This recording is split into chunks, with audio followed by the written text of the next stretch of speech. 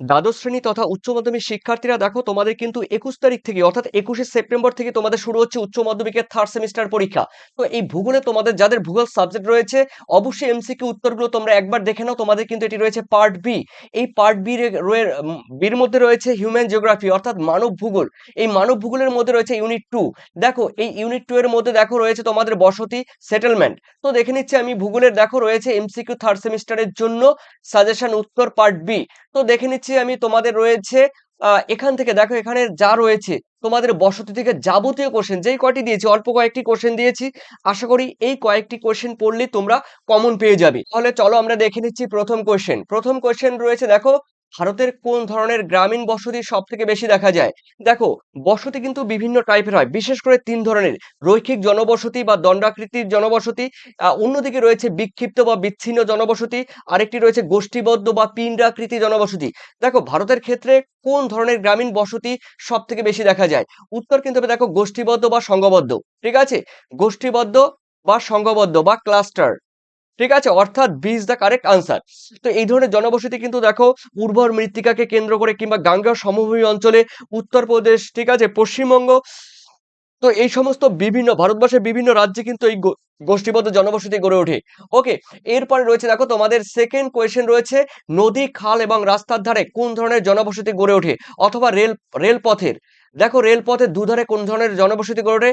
দণ্ডাকৃতি বা রৈখিক জনবসতি। ঠিক আছে, দণ্ডাকৃতি বা রৈখিক জনবসতি বা লিনিয়ার, ঠিক আছে, সেটেলমেন্ট, অর্থাৎ তোমাদের 20 দা কারেক্ট আনসার। এরপরে থার্ড নাম্বার কোশ্চেন রয়েছে নিম্নলিখিত কোন অঞ্চলে বিক্ষিপ্ত বা ডিসপার্স বসতি গড়ে ওঠে। দেখো এখানে কিন্তু বিক্ষিপ্ত জনবসতি বলেছে। তো বিক্ষিপ্ত জনবসতি গড়ে উঠবে কোথায় দেখে নিচ্ছি? রাজস্থানের শুষ্ক অঞ্চল কিংবা পার্বত্য অঞ্চল। এই পার্বত্য অঞ্চল কথাটি মাথায় রাখবে। পার্বত্য অঞ্চলে কিন্তু বিক্ষিপ্ত বা বিচ্ছিন্ন কিংবা রাজস্থানে বিচ্ছিন্ন বা বিক্ষিপ্ত জনবসতি কিন্তু গড়ে ওঠে। ওকে, এরপরে দেখে নিচ্ছি তোমাদের পাঁচে চারে রয়েছে কোন হ্রদ জলবায়ু বা কূপকে কেন্দ্র করে গড়ে ওঠা বসতিকে কি বলা হয়? উত্তর কিন্তু হবে দেখো কেন্দ্রমুখী বা বৃত্তাকার বসতি, অর্থাৎ তোমাদের 20 দা কারেক্ট আনসার। এরপরে রয়েছে তোমাদের পাঁচে পৌর বা নগর বসতির প্রধান বৈশিষ্ট্য কি? পৌর কথার মানে তোমরা জানো যে সিটি, এখানে রয়েছে সিটি রয়েছে আর এইদিকে রয়েছে দেখো আম, মানে পৌর কিংবা নগর। ঠিক আছে, এই পৌর কিংবা নগর বসতির প্রধান বৈশিষ্ট্য কোনটি? দেখো প্রধান বৈশিষ্ট্য কিন্তু এখানে রয়েছে অপশন বি, অর্থাৎ অকৃষিকাজ বা মাধ্যমিক বা তৃতীয় স্তরের কার্যাবলীর সঙ্গে যুক্ত। অর্থাৎ দেখো পৌর জনবসতি বা শহরের জনসংখ্যা যারা রয়েছে তাদের প্রধান বৈশিষ্ট্যই কিন্তু তারা অকৃষিকাজের সঙ্গে যুক্ত। অর্থাৎ তারা যোগাযোগ ব্যবস্থা, ব্যবসা বাণিজ্য, ঠিক আছে, পরিবহন, মানে অন্যান্য যে সমস্ত সেবা প্রদান করে সেই সব কাজের সঙ্গে কিন্তু যুক্ত রয়েছে শহরের জনবসতি। অর্থাৎ শহরের জনবসতি কিন্তু অকৃষিকাজ, মানে মাধ্যমিক এবং তৃতীয় স্তরের কার্যাবলীর সঙ্গে যুক্ত। এরপরে রয়েছে তোমাদের সিক্স নাম্বার কোশ্চেন, বৃহৎ গ্রাম ভেঙে যখন ছোট ছোট খণ্ডে বিভক্ত হয়ে যায় এবং আলাদা নামে পরিচিত লাভ করে তখন তাকে কিন্তু হ্যামলেট বলা হয়। হ্যামলেট বা ক্ষুদ্র গ্রাম বা মৌজা বলা হয়। ওকে, এই হ্যামলেটের শেষে কিন্তু টোলা টোলা বা টুরি কথাটি যুক্ত থাকে। দক্ষিণ ভারতে কিন্তু হ্যামলেট দেখা যায় কর্ণাটক, কেরালায়, অন্ধ্রপ্রদেশে। এরপরে রয়েছে দেখো আহ তামিলনাড়ুতেও কিন্তু দেখা যায় হ্যামলেট, মানে হ্যামলেটের শেষে টোলা বা টুলি কথাটি যুক্ত থাকে, এবং বিভিন্ন রাজ্যে হতে পারে, কিন্তু হ্যামলেটের শেষে টোলা বা টুলি কথাটি যুক্ত থাকে। হিমালয় বা দুর্গম পার্বত্য অঞ্চলে কোন ধরনের জনবসতি গড়ে ওঠে? দেখো বিক্ষিপ্ত বা বিচ্ছিন্ন জনবসতি গড়ে ওঠে। এই কোশ্চেনটি খুবই খুবই গুরুত্বপূর্ণ এবং ভিভিআই। এরপরে চলো রয়েছে গাঙ্গেয়, মানে ভারতের গঙ্গা নদী বা দামোদর নদের তীরে কোন ধরনের বসতি গড়ে ওঠে? রৈখিক জনবসতি বা লিনিয়ার সেটেলমেন্ট গড়ে ওঠে। অর্থাৎ তোমাদের 20 দা কারেক্ট আনসার। নয়ে রয়েছে ভারতের পার্বত্য অঞ্চল, যেমন উত্তর পূর্ব পার্বত্য অঞ্চলে কোন ধরনের জনবসতি গড়ে ওঠে? বিক্ষিপ্ত জনবসতি গড়ে ওঠে। কোশ্চেনটি কিন্তু খুবই খুবই গুরুত্বপূর্ণ, ডিসপার্স সেটেলমেন্ট, অর্থাৎ তোমাদের C is the correct answer. এরপরে রয়েছে 10-এ দুটি রাস্তা যেখানে আড়াআড়ি ভাবে মিলিত হয় সেখানে কোন ধরনের জনবসতি গড়ে ওঠে?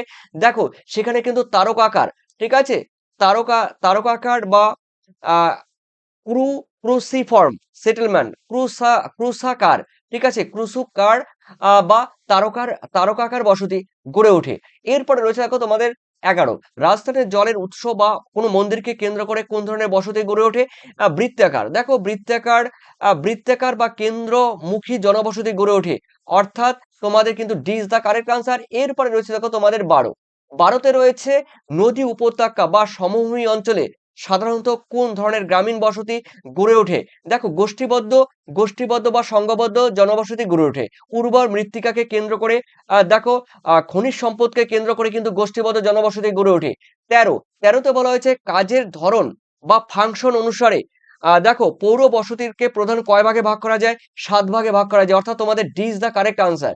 দেখো রয়েছে প্রশাসনিক শহর, রয়েছে বাণিজ্যিক শহর, প্রতিরক্ষা, সংস্কৃতি, শিল্প, খনিজ, পরিবহন শহর। এই ধরনের এই সমস্ত কাজকে কেন্দ্র করে কিন্তু শহর গড়ে ওঠে। ঠিক আছে? এরপরে রয়েছে 14, বসতিগুলি পরস্পরের থেকে কতটা দূরে বা কাছাকাছি অবস্থিত তা পরিমাপ করার পদ্ধতিকে কি বলে? উত্তর কিন্তু হবে নিয়ার নাইবার অ্যানালাইসিস। ঠিক আছে? অর্থাৎ এটাকে কিন্তু বলা যায় নিয়ার নাইবার অ্যানালাইসিস। ঠিক আছে? এখানে কিন্তু দেখো 3টি পার্ট রয়েছে।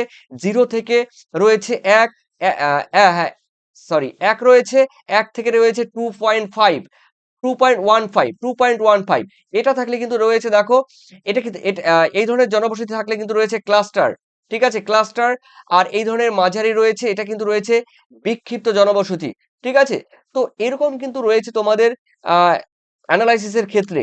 ঠিক আছে? Near neighbour analysis. এরপরে রয়েছে দেখো তোমরা যদি থার্ড সেমিস্টার পরীক্ষা যারা দেবে সেপ্টেম্বরে জিওগ্রাফি থার্ড সেমিস্টারের জন্য এমসিকিউ দেখো রয়েছে তোমাদের পিডিএফ। তো এই এমসিকিউ পিডিএফ নিতে গেলে তোমাদের সম্পূর্ণ তোমরা পেয়ে যাবে 7890404016 এই নাম্বারে তোমরা হোয়াটসঅ্যাপ করো। করার পর আমাকে যারা নেবে তোমরা কিন্তু পেমেন্ট করে দেবে এই 9062386679। 105 টাকা তোমরা পেমেন্ট করলেই কিন্তু তোমাদের পরীক্ষার কথা চিন্তা করে তোমরা কিন্তু ফুললি সাজেশন উত্তর তোমরা পেয়ে যাচ্ছ। তোমরা কিন্তু জেরক্স করে নিতে পারবে অথবা ডাউনলোড করেও তোমরা পড়তে পারবে। ওকে, চলো দেখে নেওয়া যাক। তোমাদের রয়েছে 15 নম্বর কোয়েশ্চেন। গ্রামীণ বসতি দেখো রয়েছে এখানে, আমি বলে দিচ্ছি, রয়েছে গ্রামীণ বসতি বিন্যাসে সম্পর্কে নিম্নলিখিত বিবৃতিগুলির মধ্যে কোনটি সঠিক? দেখো গ্রামীণ বসতি এখানে 1 নম্বরে বলেছে রৈখিক রৈখিক গ্রামীণ বসতি রাস্তা বা রেলপথের বরাবর গড়ে ওঠে, এটা সঠিক। তারপরে রয়েছে আয়তাকার গ্রামীণ বসতি প্রশস্ত পর্বত মধ্যবর্তী উপত্যকায় গড়ে ওঠে, দেখো এটাও কিন্তু সঠিক। এরপরে ক্রুশাট বসতি নদীর চারপাশে গড়ে ওঠে, এটা ভুল। অর্থাৎ তোমাদের কিন্তু C is the correct answer. এরপরে রয়েছে দেখো তোমাদের 16তে রয়েছে নিম্নলিখিতগুলির মধ্যে কোনটি একটি কাঠামোগত বা ভূমি ব্যবহারগত ব্যবস্থা হিসেবে চিহ্নিত করা হয়, যা ভারতের বন্যার প্রতিকূল প্রভাবে প্রশমিত করে কার্যকরভাবে সাহায্য করে? নাম্বার 1, দেখো নদীর তীরবর্তী প্লাবনভূমিতে বসতি স্থাপনকে উৎসাহিত করা এবং আরো মানবিক কার্যকলাপের প্রসার ঘটানো। দেখো এটি কিন্তু অবশ্যই ভুল হবে। ঠিক আছে? এটি কিন্তু অবশ্যই ভুল হবে। ওকে, সেকেন্ড বলেছে অতিরিক্ত জলের প্রবাহ ত্বরান্বিত করতে প্রাকৃতিক নদীপথ ব্যাপকভাবে সোজা করুন, এটাও কিন্তু মিস্টেক রয়েছে। এরপরে রয়েছে দেখো খাল থেকে মানুষ অবৈধ দখল অপসারণ করুন, যেখানে প্রয়োজন সেখানে প্লাবনভূমি জনশূন্য করুন, এটাই সঠিক উত্তর। ঠিক আছে? এরপরে রয়েছে দেখো তোমাদের 17 নম্বর কোশ্চেন, গ্রামীণ বসতি বিন্যাসের সম্পর্কে নিম্নলিখিত কোন বিবৃতি ঠিক? দেখো গ্রামীণ বসতি রাস্তা বা রেলপথে বরাবর গড়ে ওঠে, সঠিক। আয়তাকার বসতি দেখো প্রশস্ত পর্বত বা মধ্যবর্তী, এই কোশ্চেনে রিপিট হয়েছে। এরপরে রয়েছে দেখো তোমাদের 18 নম্বরে, গ্রামীণ বসতি বিন্যাস সম্পর্কে নিম্নলিখিত বিবৃতিগুলির মধ্যে কোনটি সঠিক? দেখো এখানে রয়েছে গ্রামীণ বসতি রাস্তা বা রেলপথে, দেখো এই কোশ্চেনটি অনেকবার 3বার তোমাদের রিপিট হয়ে গেল, আন্তরিকভাবে দুঃখিত।